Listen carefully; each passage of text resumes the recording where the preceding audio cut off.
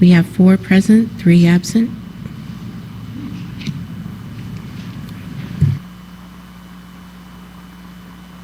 We do have a quorum. We may go into executive session first. I know a couple of committee members have other committees to go to as well. So I now move that we go into executive session. Do I have a second? We do have a second. All those in favor say aye. Aye. All those opposed say no. And the ayes appear to have it. The ayes do have it. We now are in executive session. We're going to first bring up Senate Bill 513 that we heard before this committee. Do I have a second? I do have a second. The bill's for the committee. Senate Bill 513 allows for the sales tax exemption of boat dock rentals. It also allows for the beginning farmer income tax deduction. I have a committee substitute, and I move that we adopt Senate committee substitute for 513. Do I have a second? I do have a second. This substitute changes the language in the boat dock section addressing some of Senator Beck's concerns to read all boat dock rentals or leases thereof. This change was made to clarify the intentions of the bill. Discussion on the adoption of the substitute. Seeing none, all those in favor of adopting the Senate committee substitute say aye. Aye. All those opposed say nay. The ayes appear to have it. The ayes do have it. We have adopted the Senate committee substitute. I now move that we do pass Senate committee substitute for Senate Bill 513. Do I have a second? I do have a second. Any further discussion on the do pass motion?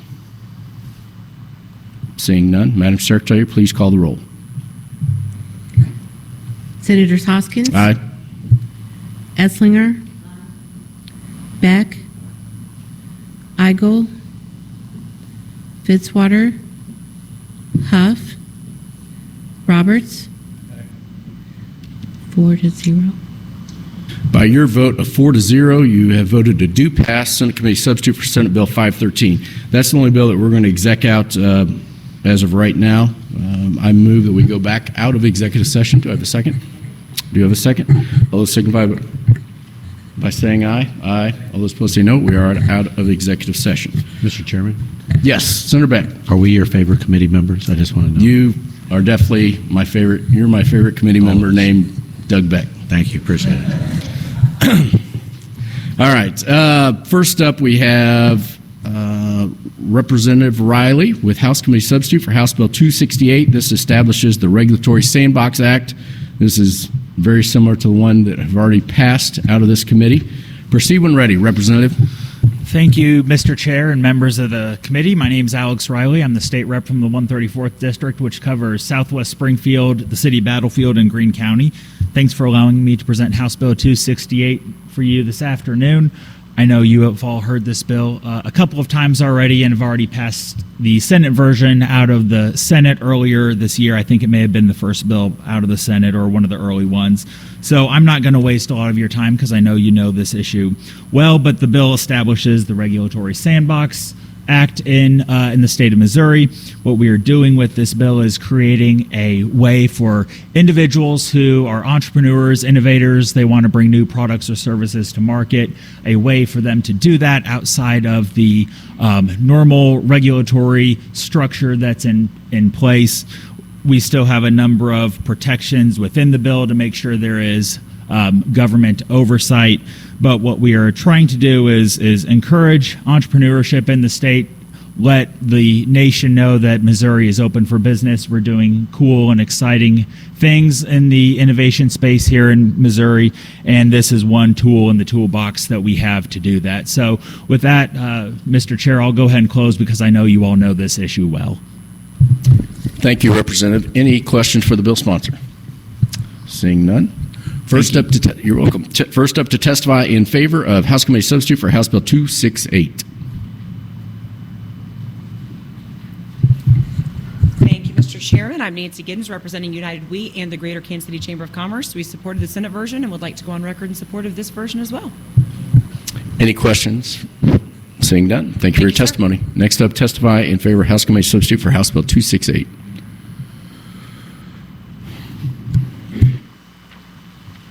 Mr. Chairman, members of the committee, Chuck Pierce, representing Associated Industries of Missouri, go on record in support.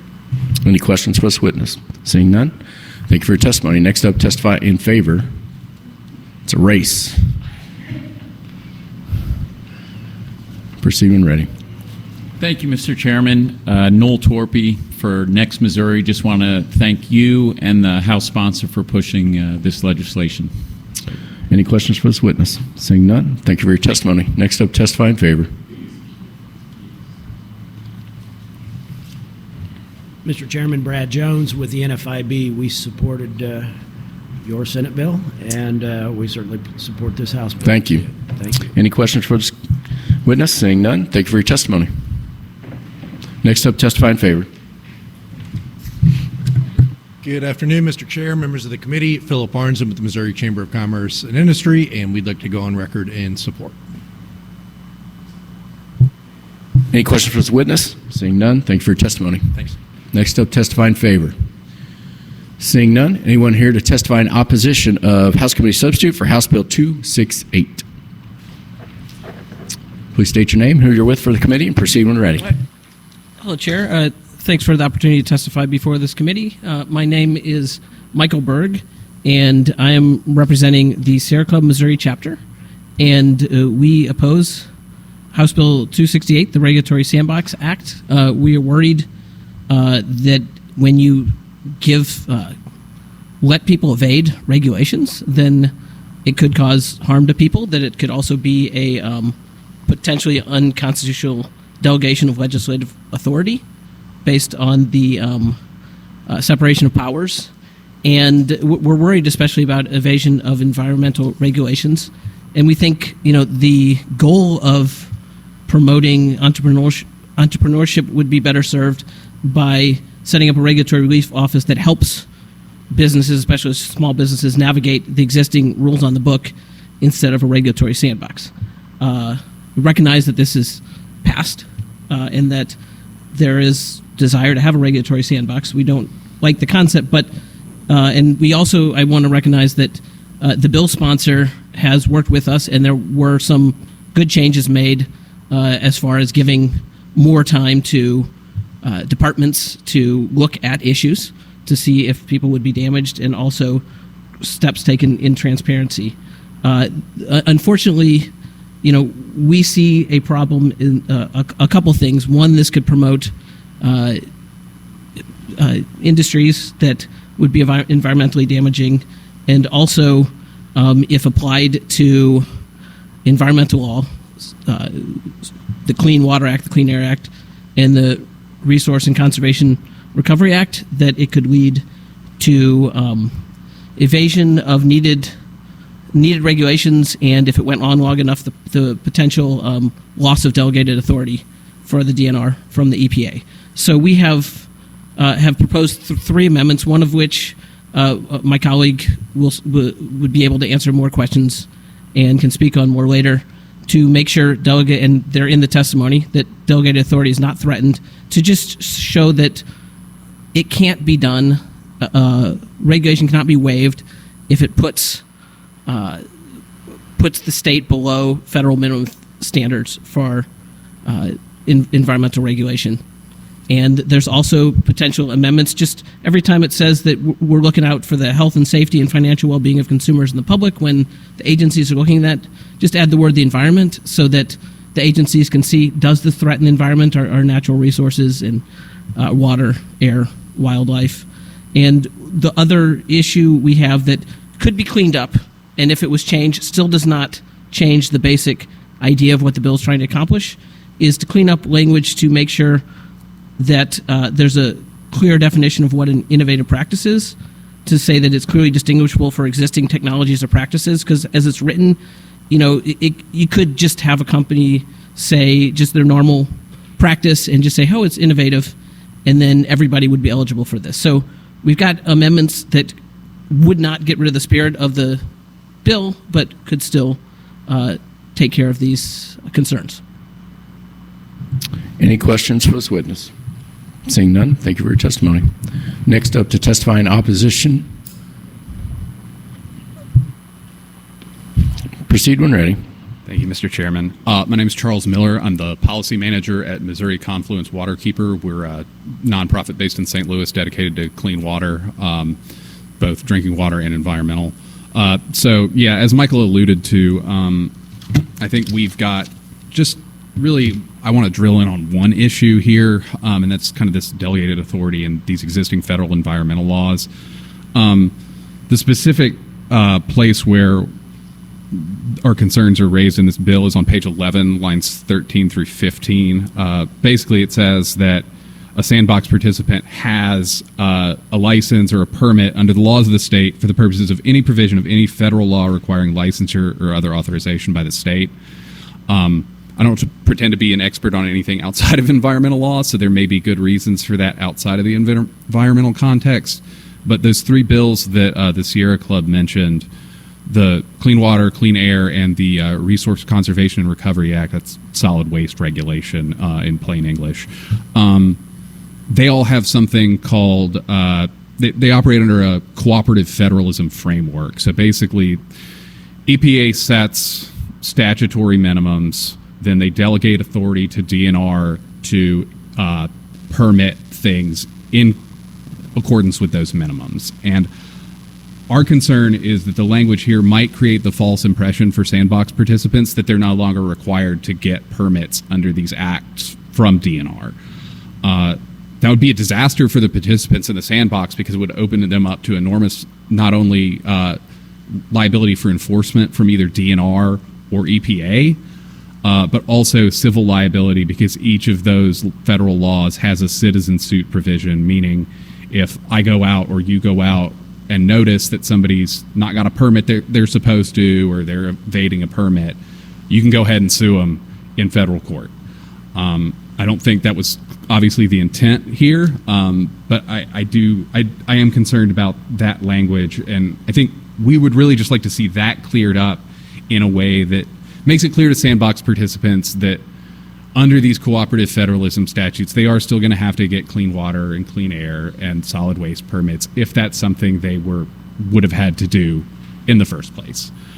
I think a good example of kind of what we would like to see is just making it so that, for example, I think a lot of the intent of this bill is for, financial technology. And so if they get a waiver from the state banking regulator, we'd like to see that, the permits that are waived are only those that would be necessary from that agency. And that way it also allows agencies to kind of understand the entire scope of what they may be doing when they waive a single regulation, and not expanding it to authority that other state agencies have. Any questions for this witness? Seeing none, thank you for your testimony. Thank you. Anyone else here to testify in opposition of House Committee Substitute for House Bill 268? Seeing none, anyone here to testify for informational purposes only? Seeing none. Representative, you have any final concluding remarks? All right. That concludes the hearing on House Committee Substitute for House Bill 268. Next up, we have House Committee Substitute number 2 for House Bill 713 and also Senate Bill 493. I think what we may do is have you all present together, or Representative Reedy, if you want to present your bill first, and then before we take questions, then Senator Crawford, if you want to, you can sit up here with them as well, and then you can present yours. I understand they're very, very similar in nature. And so then as far as witnesses, we'll take witnesses for both bills together, but just make sure you write on your witness form if you're for or against it, and put both of the bill numbers if you're for both or against both. Representative Reedy, proceed when ready. Thank you, Mr. Chairman, and thank you, members of the committee, for hearing my bill today. For the record, I'm Roger Reedy from District 57, which is part of Benton, Pettis, Johnson counties in central Missouri, home of Whiteman Air Force Base. Today, I will present House Bill 713. It addresses a problem that exists today. I call it a taxpayer protection bill. According to state law, the assessors, when they go to assess vehicles, they use the October issue of the NADA book and use average trade-in value.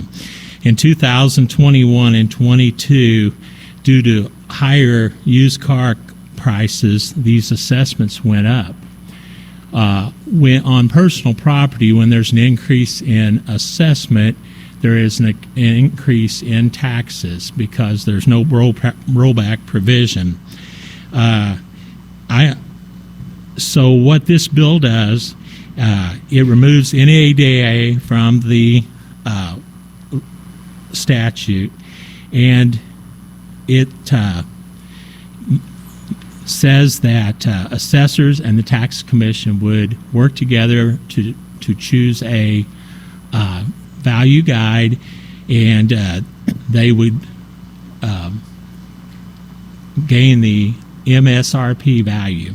And then what they would do with that, they would, after immediately taking off 15%, they would put in place a depreciation schedule so that each year that car is assessed, it would continue to go down in value and to depreciate. A lot of vehicles went up in those years, and our taxpayers paid it when they went to pay their taxes. And this bill came through the House. It passed through committee with no opposition, passed through rules, and it passed out of the House 150-0. And this bill, what it would do, it would ensure that we have continuity from county to county where district lines cross, and provide a fair valuing mechanism for used cars for our taxpayers. And with that, I'll take any questions. Let's go ahead. We'll go ahead and hear Senator Crawford's first, and then we'll have both of you up there to take questions. Senator Crawford, proceed when ready. Thank you, Mr. Chair, members of the committee. For the record, Sandy Crawford, District 28. I am going to be using a Senate committee sub, which you all should have received, hopefully. That's the one in .02C, I believe? Yes, sir. Okay. Yes, .02C. Thank you. We distributed that earlier, so I want to use that. The bill that Representative Reedy just presented, and my bill actually started out, the original my bill started out as the same. You know, we've all been looking at the property tax, the personal property tax issue. I know Senator Eigel, he's not even paying attention, but you know, this is a hot button for him. He's not even listening to me. Can you believe that? His number one priority, and he is not even listening to my presentation. I've got his attention. My bill actually would amortize the personal property tax depreciation over 20 years. Honestly, I think that's a little bit too far, but that was a starting point. I want to give a shout out to Representative Reedy because this was his idea to do this depreciation schedule. He's a former assessor. It was all his idea, and I think that was a great idea, a great way to do it. The other part of my bill that I want to call attention to is the portion dealing with tangible personal property. This is something totally different that we've put on this bill. This was brought to me by a constituent or former constituent. There's a House bill that is very similar to it, but I thought it was a great idea to fix it. This is dealing with, it's just clarifying that when you sell property, at a tangible personal property at an auction, it's not subject to sales tax. This constituent was there was some kind of an issue with Department of Revenue, and this is going to clarify that it is not taxable. To me, this would be like buying something in a garage sale. You don't pay taxes on it. Much like we have a lot of public auctions in our area. We just want to make sure that public auction items are not subject to sales tax. That's what this portion does. As far as the depreciation part, I'm willing to work. I think Representative Reedy actually has some really good things in his bill as well, but mine's kind of a starting point. But I did want to really key in on that sales tax issue that actually came from a former constituent of mine. So happy to answer any questions. Questions for the bill sponsors? Senator Eigel. Thank you, Mr. Chairman. Representative, this is kind of in your lane. First of all, I want to echo what Senator Crawford said in that I don't normally change my mind very often, but I want to congratulate you because when I spoke to you, you actually, your idea about the depreciation schedule was such a good one that I actually tried to incorporate that into an earlier Senate bill that this committee had heard. I guess my question for you is the latest fiscal note. And forgive me if I hope I have the right one because fiscal notes, you know, there's a million of them. I want to say is it still the one that has it says the general revenue impact is unknown less than 300,000 and unknown for local government. Is that the fiscal note you have for your current version of the House bill? Yes, the general revenue part of it has to do with the blind pension fund, right? Because that is the state levy, and that is on all taxes. And reduction, I think it's showing that it could be as with a projection that this could lower values of motor vehicles 10.3%. Reduction of like 638,000 for blind pension fund. So also on this 0.03p fiscal note, it shows the local government being impacted by an unknown amount. And when I saw that, it's it's interesting to see that it was unknown because I have a bill that was perfected. I think you're probably aware on the Senate floor. And there were only 3 differences between your bill and what's before us in this committee now. One, I had a depreciation schedule of 10 years instead of 15. So I know that there probably would be some sort of, moderate to medium impact from that. We had a exemption in there for farm equipment, which was worth about $10.2 million of local revenue. And then we did a one-time assessment cut of a rate from 33.3, where we're at now for vehicles, down to, I think it was 31%. That was worth about $110 million. Pretty much everything else was the same, and yet a fiscal note that came out the morning before this was supposed to go in front of the Fiscal Oversight Committee suddenly showed or claimed that my version of the bill was going to have a $500 to $600 million fiscal note. And so now I'm seeing what is a relatively similar bill from you, and the fiscal note folks are saying that the value is unknown. So I guess my first question would be, and I don't think you do, but I just want to ask this to make sure. Do you have any reason, do you know of any reason why we seem to have such wide variance in the fiscal notes? I do not. Okay. My suspicion is that I don't think the folks that are putting these fiscal notes out are getting information from certain offices, in particular budgeting and planning, which is reporting some of these odd fiscal notes, that is using accurate or verifiable information.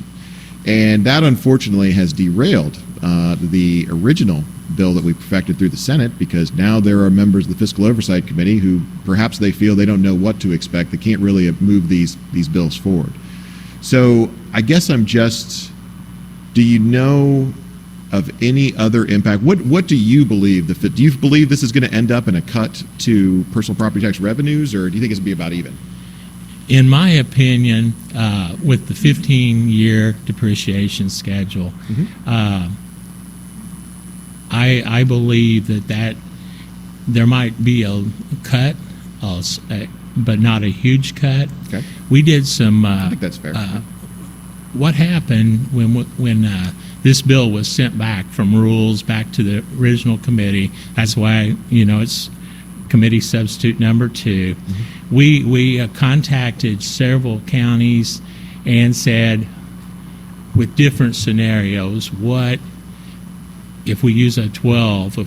Because the original that came out of the House was 12. Right. Then when it went back, it was extended out to 15 with a hard cut at 15, with no residual from there on. And we asked these counties to tell us how much revenue that was going to drop.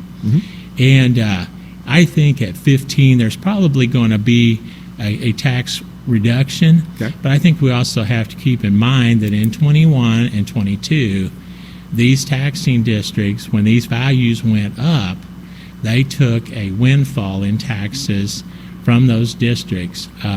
I've had many people talk about same vehicles that they had from one year to the next and what the difference in taxes was. That's what my bill is to address. I fundamentally do not believe that if you have a vehicle, it's a year older, it's got 20 or 30,000 more miles, I don't care what the used car market says, I don't believe that person should have to pay more personal property tax on that same vehicle. And that's what my bill was to address that situation.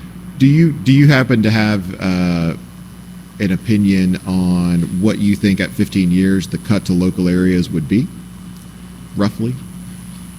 How much percentage or? Just statewide. Are you able to calculate that at all? We weren't really able to do that. Okay. But I think it's really interesting when you start doing these comparisons. If you look at these older vehicles in comparison to, I had one county give me, what is your 20 and 21 vehicles bringing in revenue? It was almost, even though there was a lot less vehicles, those vehicles are valued higher. Right. So it was about the same in taxes. Okay. Oh, okay. Okay. Very good. Well, I have a, this isn't necessarily a concern on your bill because I think any effort to reduce personal property tax is a good one. I think we've got some real concerns in the fiscal note process and what's been happening to these bills as they move over to the Fiscal Oversight Committee. So I'm going to try to work to see if we can maybe alleviate some of those concerns before we have the Senate spend more time on considering this particular issue. But I certainly think that your bill is another what I would call step in the right direction. So I really appreciate you presenting this bill today, and I wish I could take you with me to every event that I go to around the state representative because you do such a great job of explaining this. Well, you know, I served as county assessor for 27 years, and as an assessor, I was not a fundraiser for the districts. I was an advocate for my taxpayers in my district. And I just think what is fair, and this is something we need to do, and we need to get it done to protect our taxpayers. We did put in my bill on the floor a provision where a value guide could be used this year to kind of rectify some of those values so that to protect the taxpayers, because there is an effective date of January 1st of 24 on this. But I think we need to get a handle on it, at least let our people know that those vehicles are going to depreciate, not appreciate. Very good. Thank you, Representative. Thank you, Mr. Chairman. Any further questions for the bill sponsors? Seeing none, thank you all for your testimony. Just by a show of hands, how many do we have here to testify today? Planning on testifying. All right. First up to testify in favor of these two bills. Anyone here to testify in favor? All right. Seeing none. First up to testify in opposition. Anyone here to testify in opposition? Seeing none. Anyone here to testify for informational purposes only?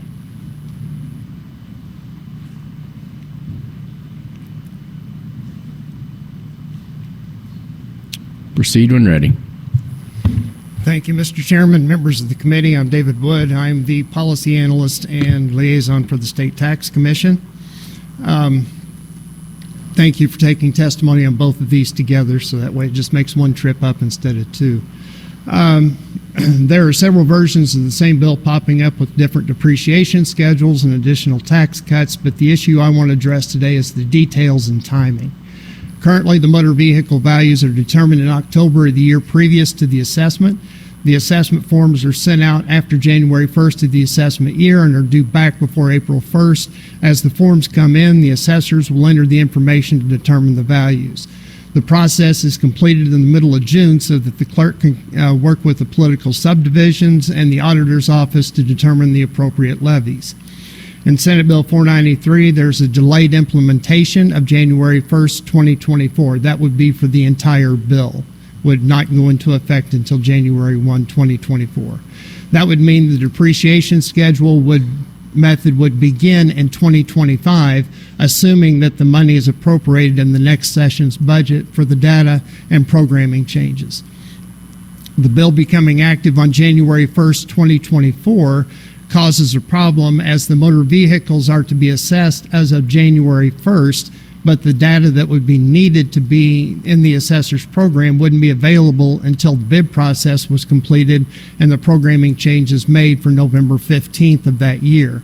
That means there would be no data to make the assessment with in 2024. In House Bill 713, an emergency clause and language was added that would allow for alternative pricing guides to be used before December of 2023. the depreciation schedule would go into effect on January 1 of 2024, but the pricing guide wouldn't be purchased until there was an appropriation by July 1 of 2024, or you could go a little earlier with a supplemental request. The guides would be delivered to the software companies in November of 2024, but the assessments for personal property that year would be completed in the previous June. That leaves a year without a method to assess the motor vehicles or farm equipment.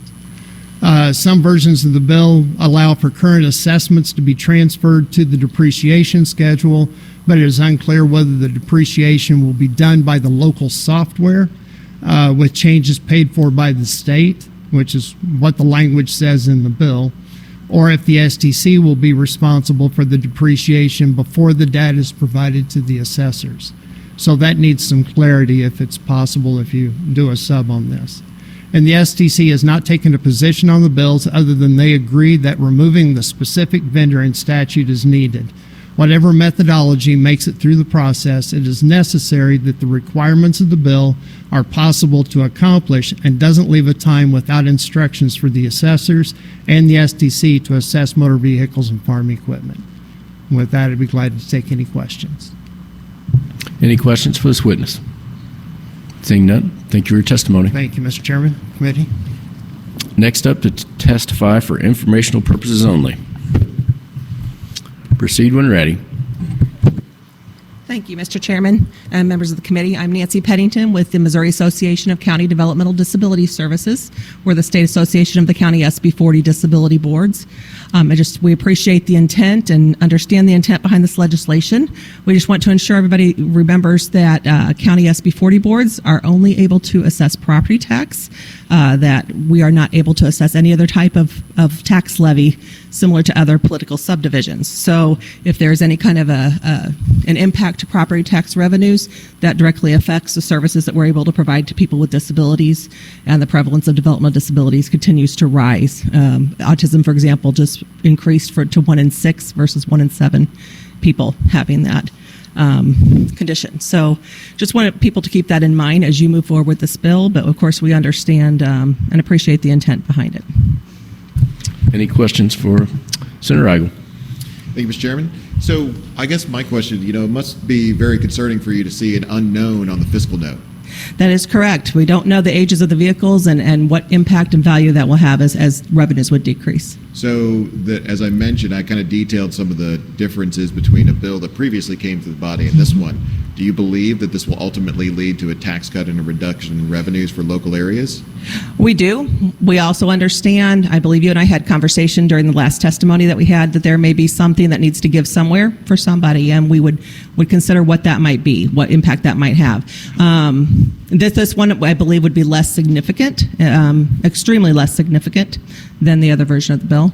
And of course, any impact at all. I mean, for example, on average, about $1,500 in reduction in revenue for a county board is less services for one particular person. So could you quantify what you mean by extremely less significant? These particular pieces of legislation do not include the farm equipment, as I understand it, which is a big... How much is that worth? That I don't know off the top of my head. That is in the fiscal note. I mean, you mentioned it earlier. The other part is the direct cut to the property tax rates, especially with the intent to eliminate it altogether. That would make county boards non-existent if there's no property tax revenue at all.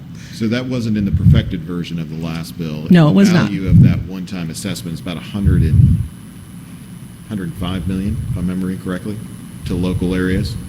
But you do believe that there is some sort of cut in the heart of the bill, which is just the depreciation schedule itself. That's correct. How much do you believe that's going to? I don't have enough data to answer that in a quantifiable amount. There is going to be right. From conversations with the county boards, I believe it is. We don't have enough information to say that. Of some cut. I wouldn't say we're supportive of it. We're realistic that may happen, and we understand and appreciate the intent behind that these legislators have put forward. Do you support any cut to personal property tax revenues? I'm on record for information purposes only today. I can't say what I personally believe. Well, I mean, on behalf of your organization, do you support any cuts to personal property tax revenues? Generally, no.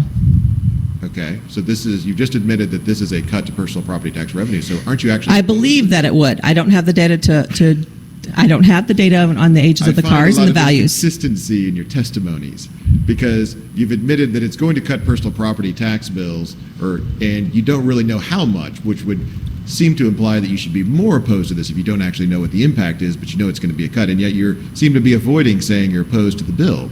I don't understand it. Why is that? Well, the difference between this bill and the bill that we previously discussed, Senator, had to do more with the overall cut and the intent to eventually eliminate the personal property tax revenue for county boards.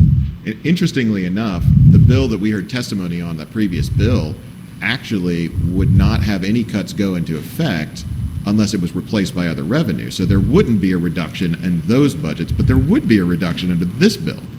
We just don't know what it is. Do you see the inconsistency I'm talking about? I see many inconsistencies, Senator. Oh, what other inconsistencies? Just in general, the whole overall bill. I'm not going to debate the other bill with you. I'm here to show just information on how this bill would impact the disability services today. It sounds like you're opposed to this bill, but you seem to have some reason why you don't want to say that. Because I don't have enough data for that. I also, again, this is I believe, less intrusive. This goes over 20 years. It does not include as much property. The impact would not be as significant, I don't believe, as the other bill that we've previously discussed. Can you appreciate the irony of giving testimony for informational purposes only just to tell us that you don't have enough data? I don't have the quantifiable data. Okay.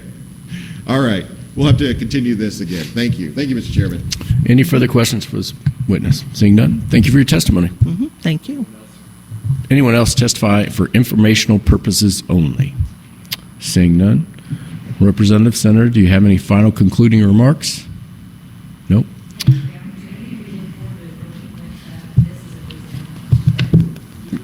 Great. That concludes the hearing on House Committee Substitute Number 2 for House Bill 713 and Senate Bill 493. I now make a motion to adjourn. Do I have a second? I do have a second. All those. Oh, hold on one second. I know it's over. I know it's over with. Yep. My concern is this: it did come out of the House without a fiscal note on the local side, and I'm kind of confused on how that happened.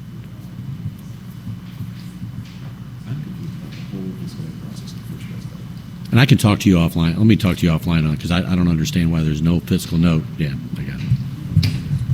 Any further questions? Seeing none. All those in favor of adjourning, signify by saying aye. Aye. All those opposed say nay. The ayes appear to have it. The ayes do have it. We are adjourned.